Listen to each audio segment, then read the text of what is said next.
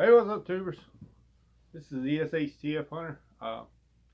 We'll do some gun talk tonight and talk about changing gears. Talk about the kill permit. No, I don't know how long you've been watching my channel, but this is my third year in a row of being on a farmer's kill permit. And what that means is I eliminate nuisance deer. They're nuisance because they eat mostly vegetable crops, and so the farmer goes to the game warden, game department, and asks for a permit, and she gets one every year. So it is my third year in a row being hunting on her permit, and thought I'd talk to you about what I've only hunted about a month this year. Um, this is a three. She her first permit started back in June, I think, but I was actually out in Knox and Fort Knox, and so I've hunted for a month, and she just has got extended, so I'll be hunting for another month. And I just thought I was going to show you what I've been using and how I'm changing gears. As a, so this is what I've been using this year. This is mostly an Arrow Precision AR-10 6.5 Creedmoor. It's got a primary arms ACSS Apollo scope on it, and it's like the scope is designed for 6.5 Creedmoor. As far as the bullet drop compensator, and with the suppressor attached to this rifle, it's a 16-pound rifle. So this is not something you want to carry around and shoot off hand or whatever. But so usually this stays on the hilltop, and I've killed 4 deer with this so far. My farthest anyway, my furthest confirmed kill with this so far has been like 450 yards. I dropped one, and so yeah, this is a gun that stays on the hilltop a lot of times. When you're carrying a gun like that, you got to have a walking around gun. And I've been messing with this. I know you've seen a couple videos back, but this is a 300 Blackout Ruger American.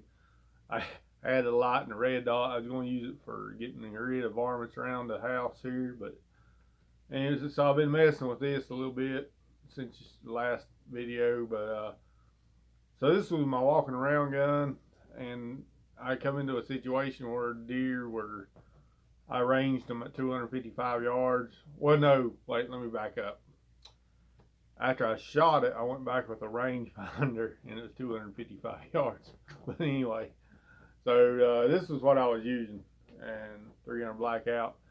Good walking around gun, small, 16-inch barrel. It's, makes it 24 with an 8-inch suppressor. So, it's still very, easy carry with the suppressor on it. But so that was my walking around gun.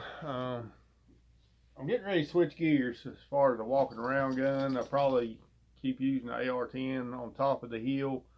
Right now, the corn's getting high. When the corn gets high, your visibility to shoot deer is limited, and so I'll probably walk the corn roads a little more up and down the roads and in between the corn and whatever. But this is a 350 Legend I've been working on, and I started messing with it. I think was last year. There's a lot of different AR calibers out there, and I've got several different ones, and I don't know if I really plan. I got to read about the 350 Legend, and during the ammo crisis shortages, 350 Legend was about the only thing on the shelf, and for whatever reason, I decided, I thought it was a win-win because it uses the same bolt as a 223, and so I put the upper together. I built me a 350 Legend upper, I got a red dot on it, 7-power magnifier. And last year when I was messing with this thing, I took it hog hunting, but I never did kill a hog with it. I ended up using my 44 Magnum handgun. But when it cycled, it didn't want to shove the next round in. And the only thing I could figure must have been it needed more spring tension or a heavier buffer.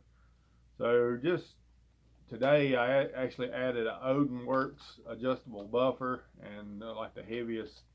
I used three really heavy. I guess you call them lead weight or weights or whatever in it. So, and then I also got an extra tension spring. I can't remember who made it, but anyway, so I just fired it and it ran 5 rounds perfectly. So if you're building a 350 Legend, you may want to do what I did with a heavier spring and a heavier buffer, and but so yeah, so here in the next month I plan on using this to kill a deer or two. I think it's going to be great. I've never killed one 350 Legend, but it's a hoss of a cartridge.